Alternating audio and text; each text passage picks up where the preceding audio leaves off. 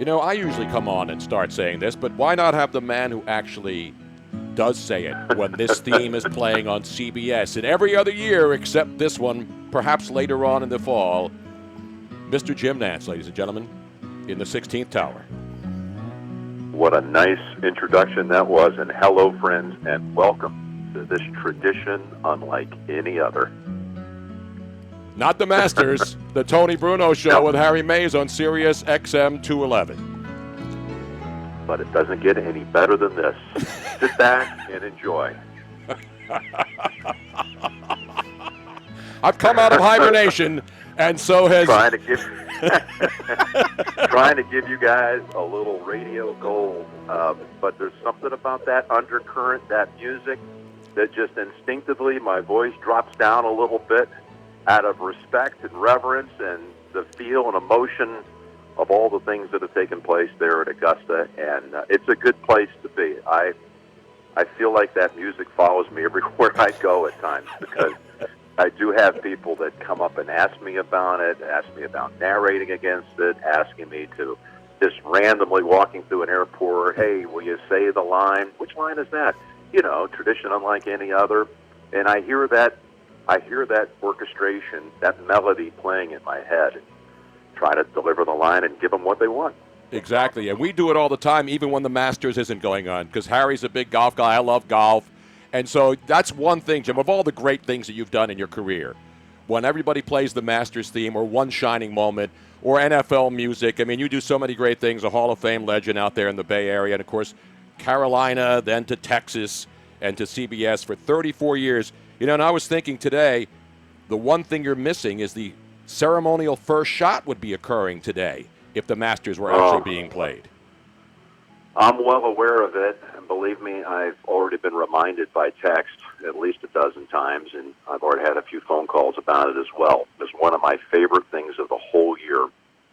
I know somebody's going to say, what's Nantz talking about now? But I'm sorry, this is just where I come from, what's in my heart. But I love that opening moment to the Masters tournament. I've seen it 34 straight years since I showed up in '86. I've never missed it. And that's where we would have been on this Thursday morning to watch Jack and Gary get the tournament started. Now, what is it? What is it about it that makes it so special to see the sun coming up and a chill in the air and two legends standing on the first tee, introduced by Chairman Fred Ridley? You know, there's just a lot of like symbolism there that this sport cares about. Now, every sport's different. I know baseball loves its history and its heritage, and I'm into history and heritage and context and all that. But when you can remember your heroes once a year, you can see them. It gives you a little bit of measurement of time, the passage of time. You look at them, and all they do is hit one shot each off that first tee. I feel the pressure for them, by the way, because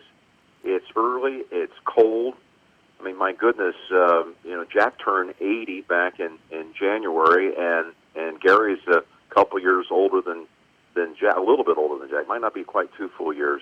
His birthday's November 1st. It's just the symbolism of it.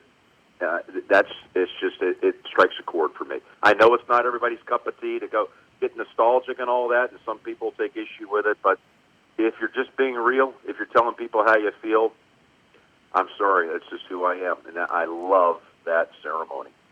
Well, Jim, speaking of legends, Tiger Woods would be in his defense of last year's Masters title and looking for number 16 as far as majors go. Now he's going to have to wait until November, at least for the Masters. What are your thoughts on a Masters taking place in November? I'm very excited about it, Harry. I really am. I'm optimistic that somehow, some way, I'm not a scientist, nobody's paying Dr. Nantz over here to tell him how these projections are all going to work out. I try to interpret these curves and peaks and all that on my own, and I go on that website at least a couple times a day, the one that the White House task force, the Faucis and the Burks refer to all the time, and I look at the data. It changes every day. I'm optimistic that we're going to be in a much better place, and hopefully that translates to some sense of normalcy as close as we can get it to in the short term, in the somewhat near short term, that things are going to be a whole lot better, a whole lot less suffering. And then way down the food chain in the overall worldview, comes this world that the three of us are lucky enough to live in, making a living on the back of sport.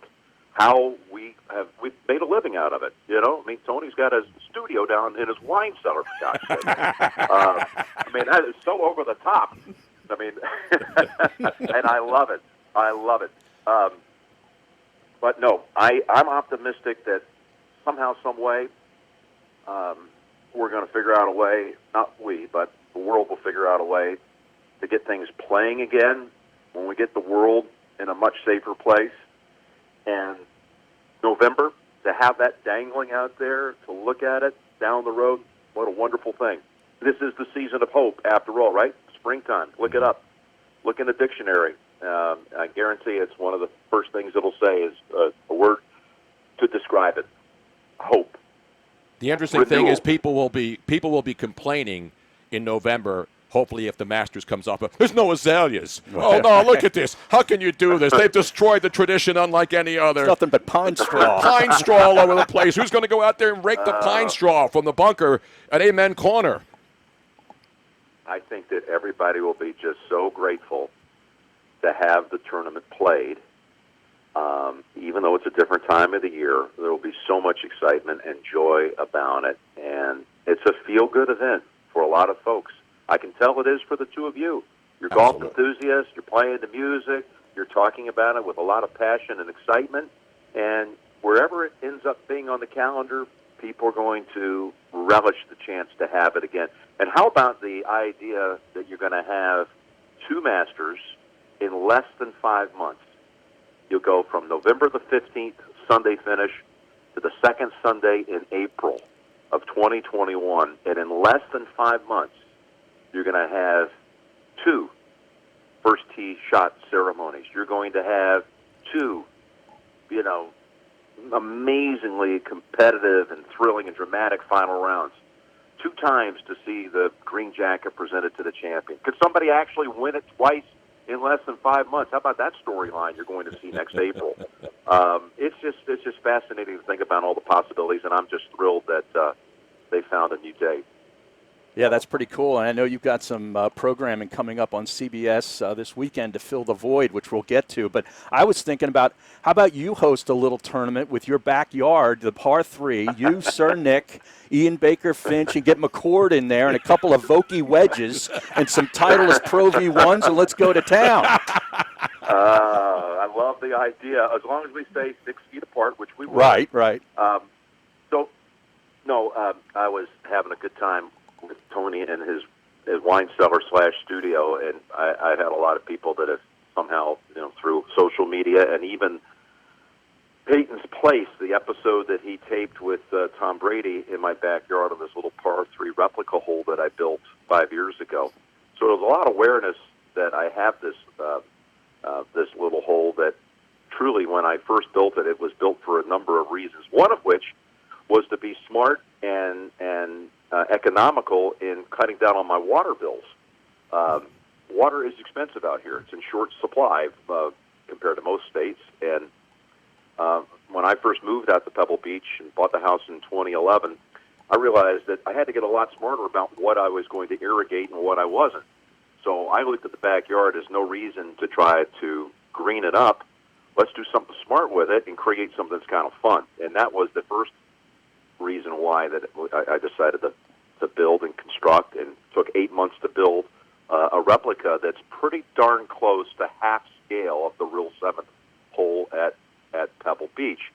And it's become such a fun thing and a gathering place when we've had charity events, raised a lot of money back there. But we've had a lot of really cool people that have tried to make the hole-in-one and get their name on the Rock of Fame. So short of it is, I'm at Pebble Beach right now as we speak.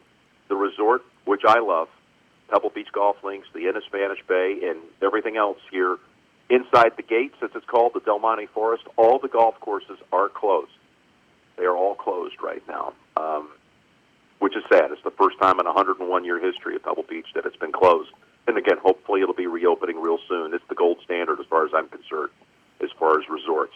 So if you wanted to play golf right now anywhere inside of Pebble Beach, where there are 7 golf courses, Pebble Beach, Cypress Point, Spyglass, Spanish Bay, Poppy Hills, the Shore course at Monterey Peninsula, and the Dunes course at Monterey Peninsula. 7 incredible courses, all within a 3-mile range. There's only one hole that is currently open at Pebble Beach, and that's the one in the backyard. And you're going to get more than $325 just to play one hole, right? I mean, now with the demand being so great, Jim. I'm waiting for someone to come over and say, "Hey, you got to shut that one down too." But it is on the property, and the greatest joy that I have. That came off really way too smarmy. I want to apologize for that. I was trying to have some fun with it. But, no, people get it. I mean, everybody's happy. We're having fun here, Jim. We're having fun. I'm having fun. I'm not trying to be. I was trying to draw a parallel to your over-the-top, crazy, extravagant wine cellar studio. I was just trying to take a lower-end version of that and have some fun with it. Well, we're suffering here. The liquor stores are closed, so I can't even go out and add to it as the collection is dwindling here. I can't even get some of the great zins from Napa and Sonoma and all my great California wines that I love having shipped here. They're not shipping anything, and even the stores here are closed, Jim. We're in a dire situation here. We're going to, depending on the state, I have to look at the state laws on this. We're going to send you a little replenishment to both of you with the calling wine that I'm so proud to have been a part of with my friend Peter Deutsch. So I would love your feedback on that. We'll get some addresses when we close this thing down. Absolutely. But I was going to say this about this little 53-yard hole in the backyard. One of the joys, and I'm going to say this again, under the heading of knowing where we are in the world and grieving for those who, at this very serious time, have lost loved ones who are in the battle. And it's a worldwide tragedy playing out before us. But you've heard it. Everyone's heard it. Everyone's listened has heard it or said it. That you try to find some silver lining and you try to find some of the good things that have come out of this, if that's possible. And it always gets back to usually the same thing: the reconnection with friends, but primarily the family time that we're all getting to spend. Because we've been in this race, this treadmill of life, running and doing what we're obligated to do, what we love to do.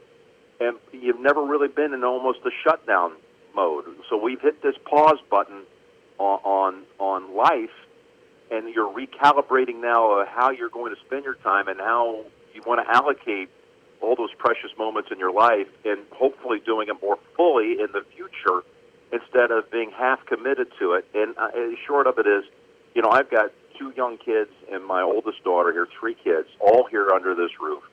What a joyous time it's been for me to spend with Caroline Finley and Jameson. And my little boy is the youngest. He's just turned 4. And during this time, he's taken to golf.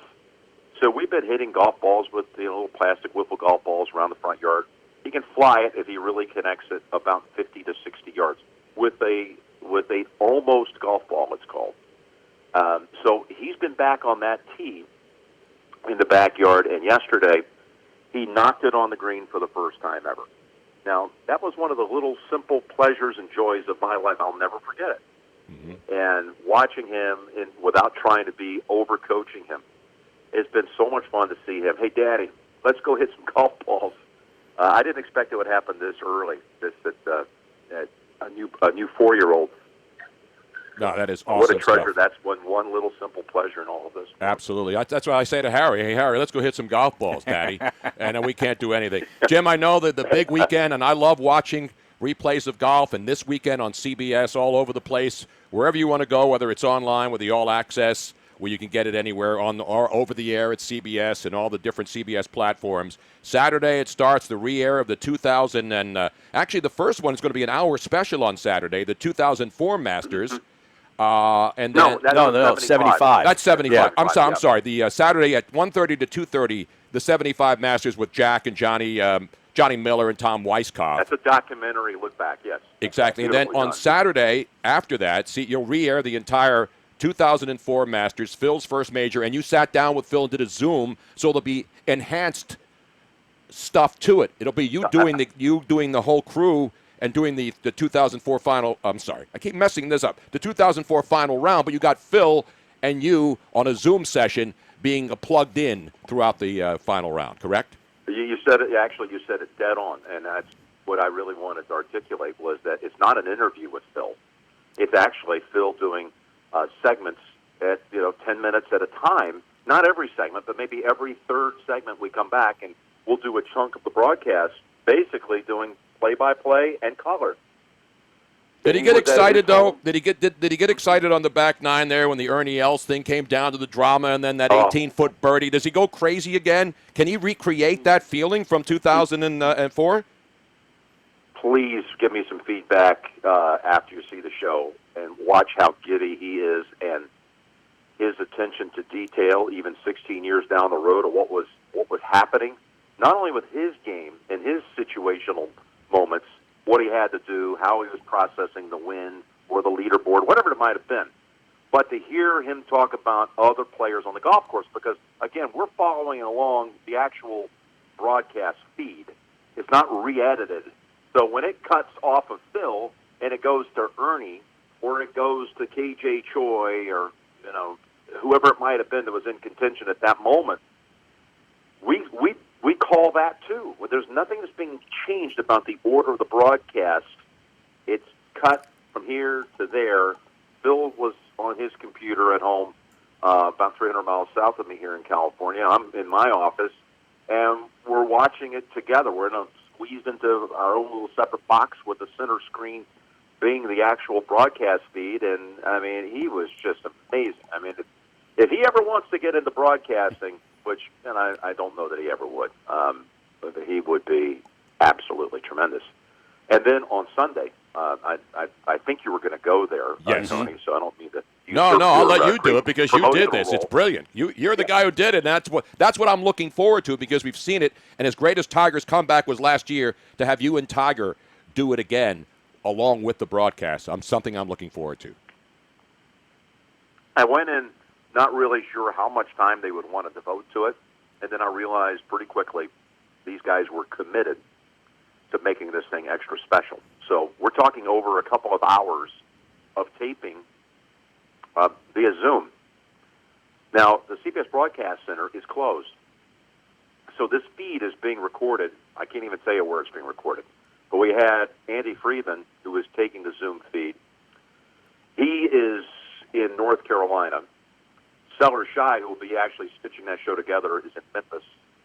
Brian Kozowski's doing the Tiger Show, and he's out on Long Island. And you have all this different sourcing, and it's being edited in people's homes. And I'm having segments, by the way, as they get knocked off and polished.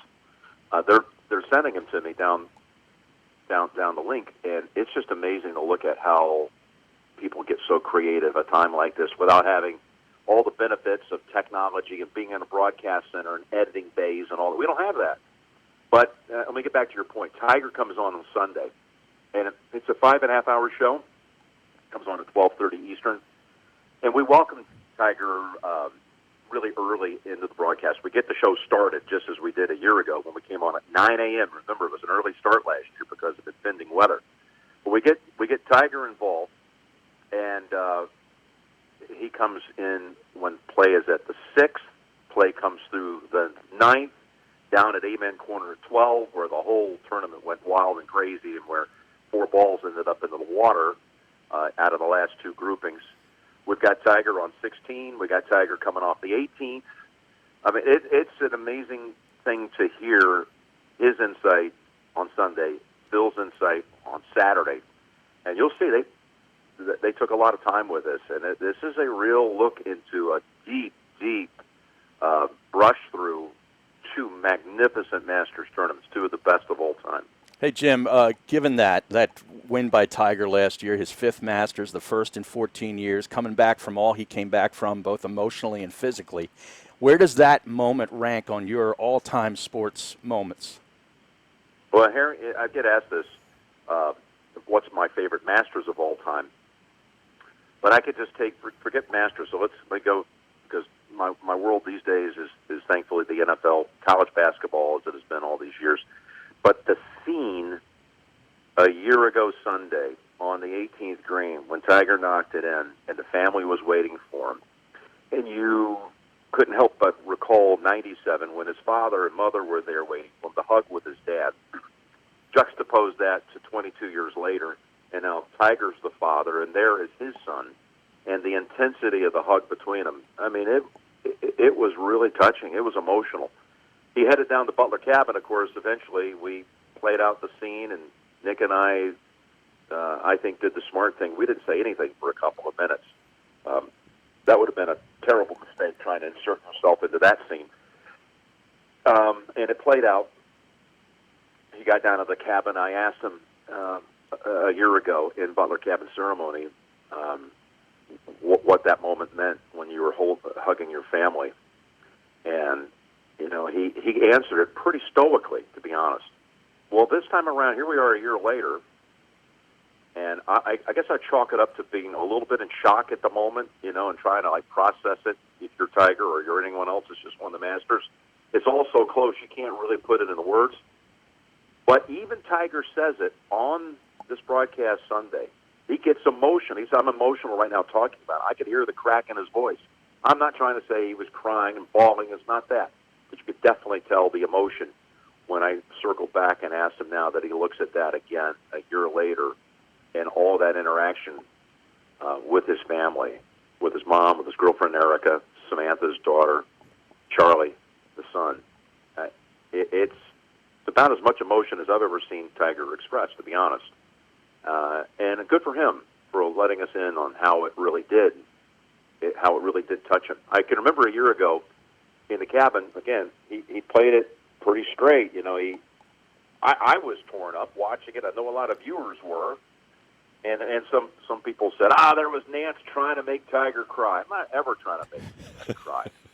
I'm trying to live the moment.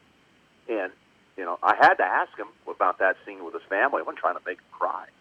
Never trying to make anybody be uncomfortable or take them to a point they don't want to be. But it was pretty rewarding and fascinating at the same time to see Tiger a year later open up a little bit about that scene. Like we all, now he expressed it like we all did at the time when we were watching it. I mean, you guys, what did you think when you saw that? I'm crying now. I'm crying now you're right making now. me cry, Jim. You're making me cry again, and I'm going to watch it this weekend. And I got to tell you, I want to thank you so much because, you know, when you're doing a bunch of interviews in one day and, you know, don't do more than 10 minutes, you know, we could talk all day, and I really, really appreciate it because we can tell how much you love doing this and how much it means to you. And so we really appreciate you coming on here and spending all this time with us, and I'm sure the audience enjoyed it as well. But, Jim, one last time.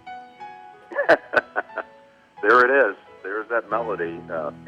Maybe I'm just hearing things because it's, as I said, it's always playing on a loop inside my mind. Is this for real, or am I just hearing it in my head? No, it's for real. The only thing we don't have is the birds, and we don't have the pimento sandwiches because I'm on a keto diet and I can't have pimento sandwiches. Can I tell you, I loved our visit. You took me to a very good place.